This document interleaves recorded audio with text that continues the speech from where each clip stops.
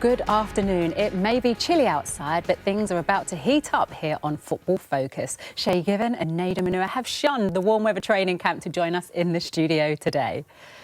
Well, having served his 8-month ban for breaking betting rules, Ivan Toney is expected to captain Brentford this afternoon when they play Nottingham Forest. It's been a traumatic period for one of England's top strikers.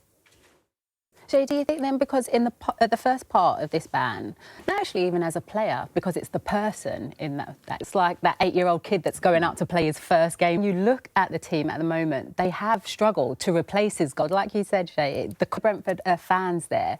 Like, I love the fact when players are full of confidence and they speak about being that person, saying he wants to achieve everything that's his focus, should be his focus at the moment. Yeah.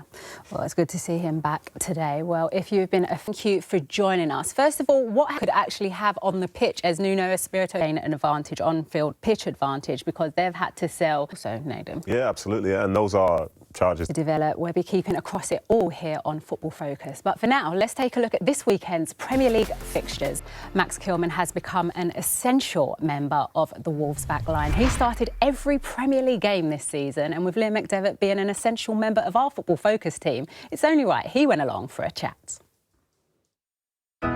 It's always interesting to hear the different fines that players have at different clubs. But Nader, when you think about him, I suppose as a player, has really developed. But what are his main qualities? What do you see? Interesting as well, isn't it, Shay, that leadership has developed. You're doing a fantastic job, struggling. But do you think, like Nader just said, the chance to be backing you said, well, a frustrating 6 months for Jordan Henderson, and it's been actually a frustrating festive period for Mikel Arteta and Arsenal, who've fallen from 1st to 4th in the Premier League. Well, Arteta learnt from one of the best, didn't he, during his time at Manchester City as assistant coach. And this week we get a fascinating insight into the man that is Pep Guardiola, as a new documentary will be landing over on iPlayer. Here's a little flavour for you.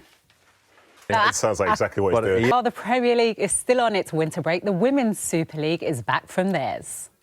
I feel like she's been picking up every gong going. I suppose when she's looking forward now at her career of a contract, Serena Wiegmann extended her stay with the Lionesses this week, signing a contract until 2027. I won't do it to you. Don't north of the border now and bring you up to speed with a big match that went on there last night. Well, Leicester are flying in the Champions time, and look at the positives. That actually Turan is a star performer in that team. Brilliant. So, staying with the tournament, Nader, I know you've been following it and been that we really should be looking out for. Who's excited you the most? Because you're going to be across the games as well. I mean, how impressive they've been. And I suppose they're developing. He's now fulfilling that potential manager and what he's done. What would you say with the players as well, the confidence that they have in a manager? He's implementing